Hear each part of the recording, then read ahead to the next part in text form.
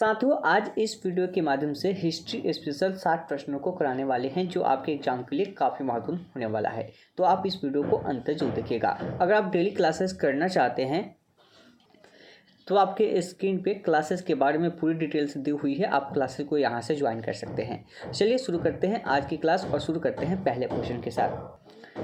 तो साथियों, आज हम लोग इसको क्विक रिवीजन करेंगे, यानी कि 60 क्वेश्चन है और हर क्वेश्चन को करने के लिए हम मात्र आपको 5 सेकंड का समय देंगे। 5 सेकंड के अंदर ही आपको क्वेश्चन को करना होगा। तो आज का पहला क्वेश्चन आपके स्क्रीन पे है कि हड़प्पा सभ्यता की खोज जो है किसने किया है। तो 4 ऑप्शन आपके सामने हैं। अगर हम इस क्वेश्चन के राइट आंसर की बात करें तो राइट आंसर हो जाएगा ऑप्शन नंबर ए, यानी कि दयाराम साहनी। अगर आप डिटेल्स में पढ़ना चाहते हैं तो क्लासेस के बारे में हमने बता दिया है, वहाँ पर आपको क्लासेस जो है डिटेल्स में मिल जाती है। अभी यहाँ पर हम लोग क्विक रिवीजन करेंगे, जो हम लोग वहाँ पढ़े हैं उसी का रिवीजन यहाँ पे करने वाले हैं। अगला क्वेश्चन कि वह शासक जिसने एक सच्चे जैन मुनि की तरह उपवास के द्वारा अपने शरीर का त्याग किया था, वह कौन था शासक था। तो उस शासक की बात करते हैं तो उसका नाम आता है क्या, चंद्रगुप्त मौर्य। चंद्रगुप्त मौर्य ने क्या किया था, एक सच्चे जैन मुनि की तरह उपवास के द्वारा अपने शरीर का त्याग दिया था। ऑप्शन नंबर सी होगा। नेक्स्ट क्वेश्चन है कि तराइन का पहला युद्ध 1191 में कब हुआ था। देखिए, तराइन के 3 युद्ध हुए थे। 1191 में हुआ था पहला, दूसरा हुआ था 1192 में और तीसरा हुआ था 1193 में। तो कह रहा है कि तराइन का जो पहला युद्ध हुआ था 1191 ईस्वी में, वह किसके बीच में हुआ था। तो यह हुआ था मोहम्मद गौरी और पृथ्वीराज तृतीय के बीच में। किसके बीच में, तो मोहम्मद गौरी और पृथ्वीराज तृतीय के बीच में हुआ था। तो right answer option number B होगा। अगला क्वेश्चन है कि बंगाल को मुगल साम्राज्य से अलग स्वतंत्र किया किसने, यानी कि बंगाल का विभाजन कहें तो बंगाल को मुगल साम्राज्य से अलग किसने किया। तो इसका राइट आंसर हो जाएगा ऑप्शन नंबर ए, यानी कि मुर्शिद कुली खान ने। तो राइट आंसर क्या होगा, ऑप्शन नंबर ए। और आपको एक क्वेश्चन इंपॉर्टेंट ध्यान रखना है कि बंगाल से बिहार का विभाजन कब हुआ था, 1912 में, ध्यान रखिएगा। और बंगाल से उड़ीसा कब, बिहार से उड़ीसा कब अलग हुआ था, 1936 में। बिहार से झारखंड कब अलग हुआ था, तो 2000 ईस्वी में। ये तीनों क्वेश्चन याद रखिएगा, काफ़ी इंपॉर्टेंट क्वेश्चन है, ध्यान रखिएगा। अगले क्वेश्चन की बात करते हैं कि विधवा पुनर्विवाह कानून जो है कब बना था। तो यह कानून बना था 1856 ईस्वी में। ध्यान रखिएगा, विधवा पुनर्विवाह कानून की बात करें तो 1856 ईस्वी में बना था। ऑप्शन नंबर बी होगा। अगले क्वेश्चन की बात करते हैं कि अंग्रेजियों ने फूट डालो और शासन करो की नीति अपनाई थी। अंग्रेजों का नीति क्या था कि फूट डालो और शासन करो, और यह नीति जो अपनाई थी वह 1857 की क्रांति के बाद, यानी कि 1858 के बाद। ठीक है, 1857 में आपको पता है कि सिपाही विद्रोह हुआ था और यह सबसे बड़ी क्रांति थी। और इसी के बाद जो अंग्रेजों ने क्या किया, फूट डालो शासन करो की नीति अपनाई, यानी कि 1858 के बाद में। ऑप्शन नंबर क्या होगा, सी होगा। अगला कि इंग्लैंड में गृह युद्ध कितने वर्षों तक चला था। तो आपको पता होगा कि इंग्लैंड में जो गृह युद्ध हुआ था वह 7 वर्षों तक चला था। तो राइट आंसर क्या होगा, ऑप्शन नंबर बी हो जाएगा, यानी कि 7 वर्षों तक इंग्लैंड में गृह युद्ध चला था। अगले क्वेश्चन की बात करें तो आर्य जो थे वह भारत में कहाँ से आए थे। जो आर्य लोग थे वह भारत में कहाँ से आए थे। आप जानते होंगे कि मध्य एशिया से। मध्य को ही क्या बोलते हैं, केंद्रीय एशिया भी बोलते हैं। तो इसका राइट आंसर क्या होगा, ऑप्शन नंबर सी, यानी कि केंद्रीय एशिया। तो आर्य जो थे वह भारत में कहाँ से आए थे, तो वह केंद्रीय एशिया से आए थे, यानी कि ऑप्शन नंबर सी इसका करेक्ट होगा। अगले क्वेश्चन की बात करते हैं तो अगला क्वेश्चन है कि किस अवधि में रामायण एवं महाभारत की रचना हुई थी। यानी कि जो रामायण और महाभारत की रचना हुई थी वह कौन सी अवधि में हुई थी। तो इसका राइट आंसर हो जाएगा ऑप्शन नंबर डी, यानी कि आर्य अवधि में। ठीक है, आर्य अवधि राइट आंसर ऑप्शन डी। अगला कि गुप्त साम्राज्य की स्थापना किसने किया था। अगर हम गुप्त समाज की बात करें तो गुप्त साम्राज्य की स्थापना जो है श्रीगुप्त ने किया था। इसमें ऑप्शन नहीं, आप ध्यान रखिएगा, यानी गुप्त समाज की स्थापना की बात करें तो श्रीगुप्त का नाम आता है और इसमें आपका ऑप्शन नहीं दिया हुआ है। ठीक है, ध्यान रखिएगा। अगले क्वेश्चन की बात करते हैं कि पानीपत की दूसरी लड़ाई किसके बीच हुआ था। देखिए, पानीपत के 3 युद्ध हुए थे। पहला युद्ध 1526 में हुआ था, दूसरा युद्ध 1556 में हुआ था और तीसरा युद्ध 1761 में हुआ था। तो पानीपत की दूसरी जो लड़ाई हुई थी 1556 में, वो किसके बीच में हुआ था, यह क्वेश्चन पूछा है। यह हुआ था बेगम खां और हेमू के बीच में, यानी कि ऑप्शन नंबर ए इसका करेक्ट आंसर होगा। अगले क्वेश्चन की बात करें तो मोहम्मद गौरी कहाँ का शासक था। मोहम्मद गौरी जो था यह कहाँ का शासक था, तो यह अफगानिस्तान का शासक था। यानी कि मोहम्मद गौरी जो शासक था वह कहाँ का था, अफगानिस्तान, यानी कि ऑप्शन नंबर ए हो जाएगा। और अफगानिस्तान की राजधानी कहाँ पड़ती है, काबुल पड़ती है, ध्यान रखिएगा। अगले कि मस्तानी जो है किस शासक की प्रेयसी थी। यानी मस्तानी के बारे में आप जानते होंगे, ये किस शासक की प्रेयसी थी। तो इसका राइट आंसर हो जाएगा ऑप्शन नंबर आपका ए, यानी कि बाजीराव पेशवा की। बैकग्राउंड से थोड़ा सा साउंड आपको मिल रहा होगा, लेकिन आज भर मैनेज कीजिए, कुछ काम चल रहा है। ठीक है, आगे चलते हैं। अगला क्वेश्चन है कि बिहार प्रदेश को किस मुस्लिम शासक ने सबसे पहले जीता था। तो इसका राइट आंसर हो जाएगा ऑप्शन नंबर बी, यानी कि खिलजी ने। बिहार को सबसे पहले कौन से मुस्लिम शासक ने जीता था, तो उसका नाम था खिलजी था, ध्यान रखिएगा, अलाउद्दीन खिलजी। अगला क्वेश्चन है कि मुगल काल में सबसे पहले किस शहर में अंग्रेजों ने अपने कारखाने स्थापित किए थे। तो आप जानते होंगे कि अंग्रेजों ने सबसे पहला जो अपना कारखाना स्थापित किया था वो कहाँ किया था, सूरत में। ऑप्शन नंबर क्या होगा, डी इसका राइट आंसर होगा। अगले क्वेश्चन की बात करें तो पहली सहायक संधि जो हुई थी वह कहाँ हुई थी। देखिए पहली सहायक संधि जो हुई थी वह हुई थी कहाँ पे, निजाम के बीच में। कहाँ पे, निजाम में। ऑप्शन नंबर बी हो जाएगा। अगले क्वेश्चन की बात करते हैं कि कर्नाटक संगीत का पिता किसे कहा जाता है। अगर कर्नाटक संगीत के पिता की बात करते हैं तो पुरंदरदास का नाम आता है, यानी कि ऑप्शन नंबर सी इसका करेक्ट आंसर होगा। अगला क्वेश्चन है कि किसके शासनकाल में प्रथम चीनी यात्री भारत आया था। देखिए यह क्वेश्चन बहुत फेवरेट क्वेश्चन है। जब बात करें कि बीएड एग्जाम की बात करें तो इससे पहले जो आपका नालंदा ओपन यूनिवर्सिटी एग्जाम दिया करती थी उसके अंदर भी यह क्वेश्चन कई बार पूछा गया। तो इसका राइट आंसर जो हो जाएगा ऑप्शन नंबर डी, यानी कि चंद्रगुप्त द्वितीय। तो किसके शासनकाल में प्रथम चीनी यात्री भारत आया था, तो उसका नाम था चंद्रगुप्त द्वितीय। अगला क्वेश्चन है कि निम्नलिखित मुगल शासकों में से किसे प्रिंस ऑफ बिल्डर्स के नाम से जानते हैं। अगर हम इस क्वेश्चन के राइट आंसर की बात करें तो राइट आंसर हो जाएगा ऑप्शन नंबर सी, यानी कि शाहजहां को।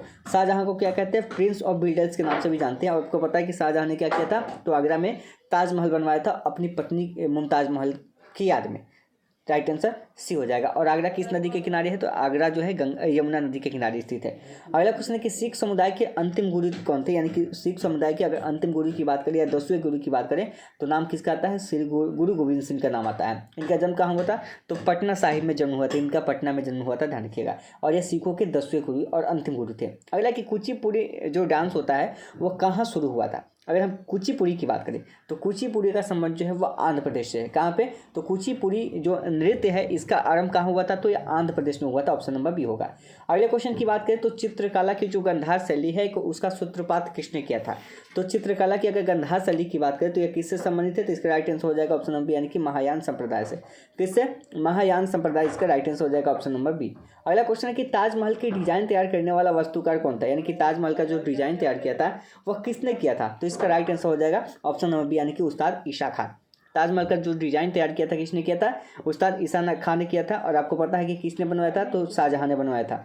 अगला क्वेश्चन है कि बौद्धों के विश्वास के अनुसार गौतम बुद्ध का अगला अवतार किससे माना जाता है। आप महात्मा बुद्ध के बारे में जानते होंगे। इनका जन्म जो हुआ था 563 ईस्वी पूर्व में, कहाँ पे, लुम्बिनी, जो कि अभी वर्तमान में कहाँ पड़ता है, नेपाल में पड़ता है।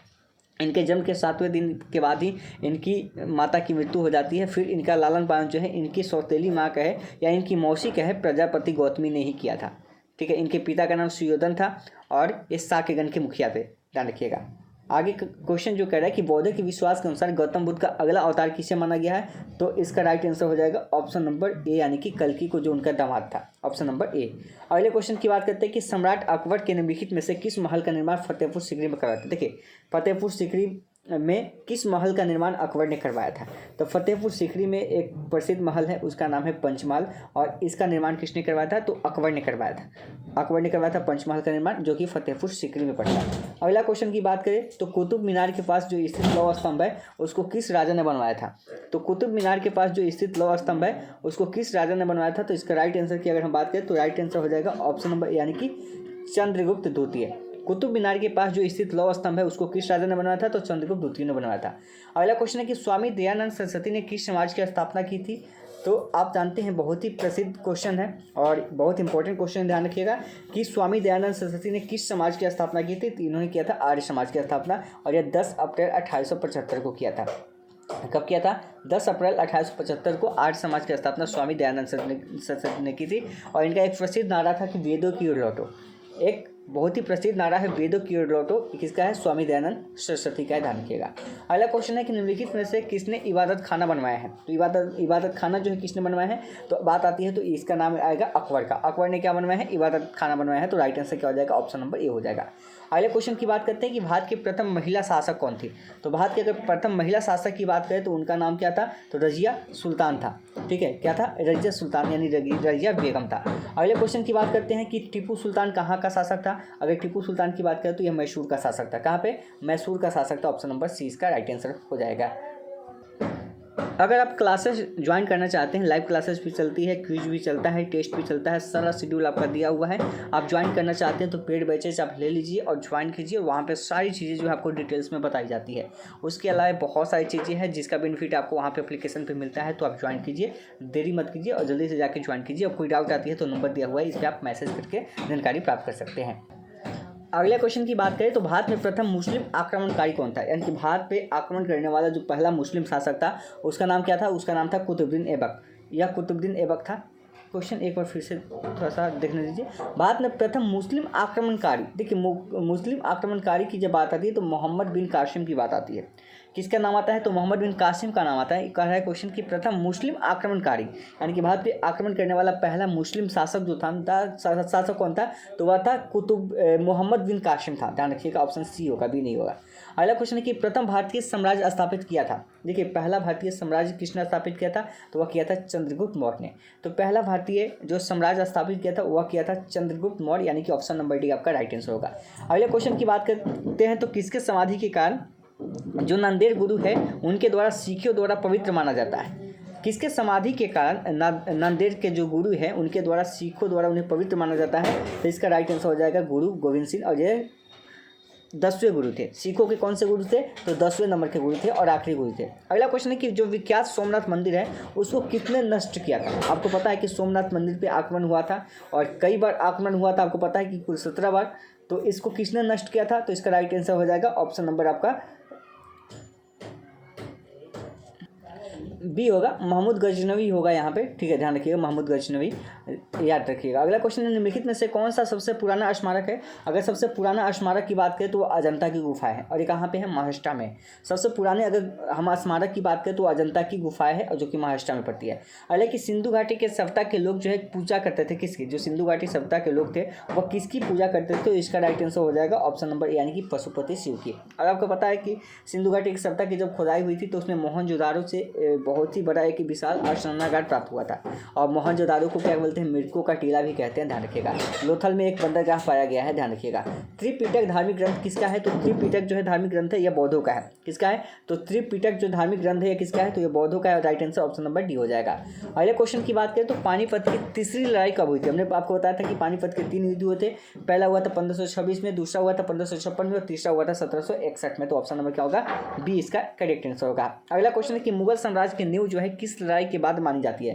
यानी कि वास्तव में अगर हम मुगल साम्राज्य की नींव की बात करें तो वह कौन सी लड़ाई थी उसके बाद मुगल साम्राज्य की नींव पड़ जाती है? तो आपको ध्यान होगा कि पानीपत की पहली लड़ाई जो है 1526 में हुई थी। इसके बाद मुगल शासक का यहाँ पे नींव पड़ जाता है। अगला क्वेश्चन की बात है कि मुगल वंश की स्थापना भारत में कब हुई थी? वही क्वेश्चन आपका घुमा के दे दिया, तो 1526 इसका राइट आंसर हो जाएगा। ठीक है, मुगल वंश की स्थापना भारत में कब हुआ था? तो 1526 में। अगला क्वेश्चन है प्लासी का युद्ध कब लड़ा गया था? देखिए प्लासी का युद्ध बहुत ही फेवरेट क्वेश्चन है, ध्यान रखिएगा। और इसके राइट आंसर की बात करें तो ऑप्शन नंबर ए हो जाएगा 23 जून 1757 को। प्लासी की अगर हम युद्ध की बात करें तो 23 जून 1757 को लड़ा गया था, ध्यान रखिएगा। अगला क्वेश्चन है कि बक्सर का युद्ध कब हुआ था? यह बिहार के बक्सर में हुआ था और यह हुआ था 1764 में। लेकिन 1764 में अगर आसपास में आपको अगर डेट नहीं दिया रहे तो यहाँ पे ऑप्शन आपका 1763 है, तो आप 1763 लगा के आ सकते हैं। लेकिन एक्चुअली अगर बात करें तो 1764 पे आपका राइट आंसर होगा, ध्यान रखिएगा। ऑप्शन में 1764 नहीं है, तो उसके करीब वाला जो है इसका ऑप्शन है। अगला कि दिल्ली का लाल किला किसने बनवाया था? तो दिल्ली का जो लाल किला है उसको शाहजहां ने ही बनवाया था। और इसने ही क्या बनवाया था? तो आगरा में लाल किला भी बनवाया था, ध्यान रखिएगा। अगले क्वेश्चन की बात करते हैं, शिवाजी के प्रशासक में पेशवा किसे कहा जाता था? देखिए पेशवा किसे कहा जाता था? तो उस समय जो पेशवा शब्द था यह मुख्यमंत्री के लिए यूज किया जाता था। अभी वर्तमान में अगर मुख्यमंत्री की बात करेंगे और उस समय पेशवा कहा जाता था, मुख्यमंत्री को क्या कहा जाता था? उस समय पेशवा कहा जाता था, ध्यान रखिएगा। अगला कि भारत की प्रथम जो पूर्ण रूप से रंगीन फिल्म थी वह कौन सी फिल्म थी? अगर उस फिल्म की बात करें तो वह थी झांसी की रानी। यानी कि भारत में अगर हम बात करें जब पूरी तरीके से रंगीन फिल्म थी वह कौन थी? तो वह झांसी की रानी थी। ऑप्शन नंबर डी हो जाएगा। अगला कि वियना सम्मेलन कब हुआ था? तो अगर वियना सम्मेलन की बात करें तो यह हुआ था 1815 ईस्वी में। कब हुआ था? तो वियना सम्मेलन हुआ था 1815 ईस्वी में। अगला क्वेश्चन है कि किस देश को यूरोप का मरीज कहते हैं? यूरोप का मरीज किसको कहते हैं? देखिए एक एशिया का मरीज जो है चाइना है, और यूरोप का मरीज जो कहते हैं वह तुर्की को कहते हैं। अगर एशिया का पूछे तो एशिया का जो है मरीज जो है चाइना को कहते हैं, चीन को कहते हैं। और अगर आपसे यूरोप का पूछे तो यूरोप का मरीज जो है तुर्की को कहते हैं। अगला कि जर्मनी का एकीकरण कब हुआ था? अगर हम जर्मनी के एकीकरण की बात करें तो इसका राइट आंसर हो जाएगा ऑप्शन नंबर डी, यानी कि 1871 में।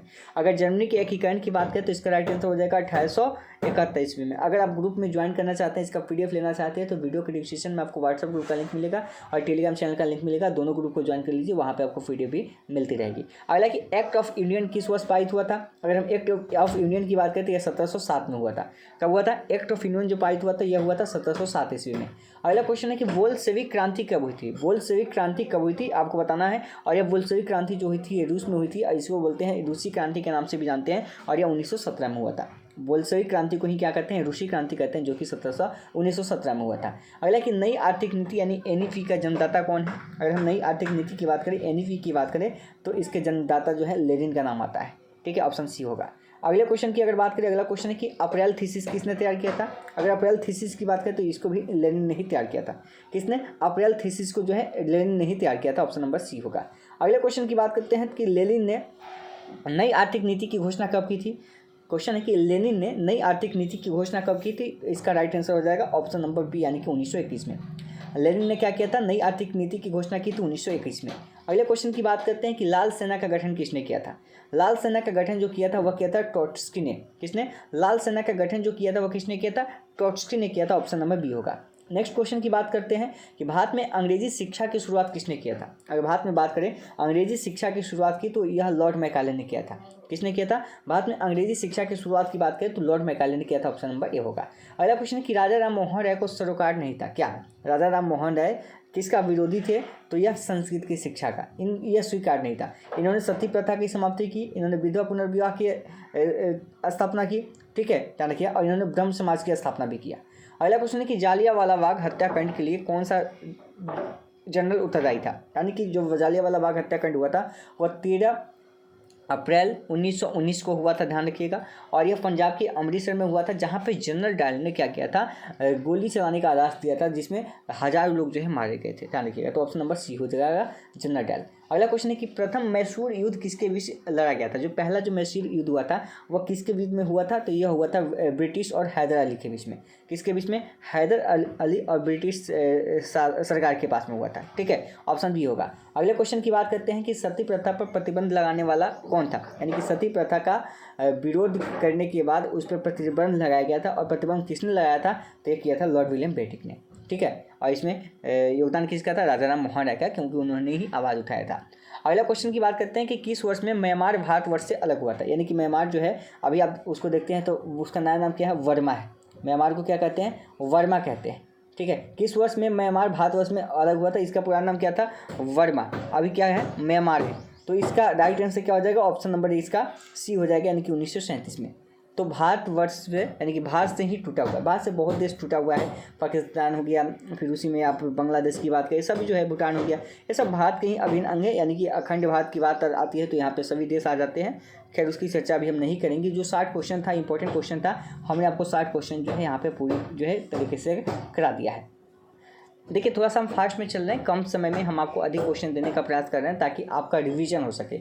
अगर हम चाहें तो बीच में बात करके तो बात करना यहाँ पे सही नहीं होगा, क्योंकि आपको क्वेश्चन कराना इंपॉर्टेंट है, और क्वेश्चन हम आपको अधिक से अधिक क्वेश्चन कराने का प्रयास करेंगे। तो आज के सेशन में 60 क्वेश्चन रखते हैं, और फिर नेक्स्ट सेशन में लेके आएंगे, उसमें अलग इंपॉर्टेंट क्वेश्चन लेके आएंगे। अब ज्वाइन करना चाहते हैं तो वीडियो के डिस्क्रिप्शन में सारी इन्फॉर्मेशन दी हुई है, आप उसको पढ़िए। और समस्या आती है, अगर आप खुद से पेमेंट नहीं कर सकते हैं पेड ग्रुप ज्वाइन करने के लिए, तो नंबर दिया हुआ है, उस पर व्हाट्सअप मैसेज करके जानकारी ले लीजिए कैसे ज्वाइन करना है, आपको सारी चीज़ें जो है बता दी जाएगी। तो अभी के लिए इतना ही रखते हैं। वीडियो अच्छा लगे तो वीडियो को लाइक कीजिएगा, चैनल को सब्सक्राइब कीजिएगा। मिलते हैं नेक्स्ट वीडियो में।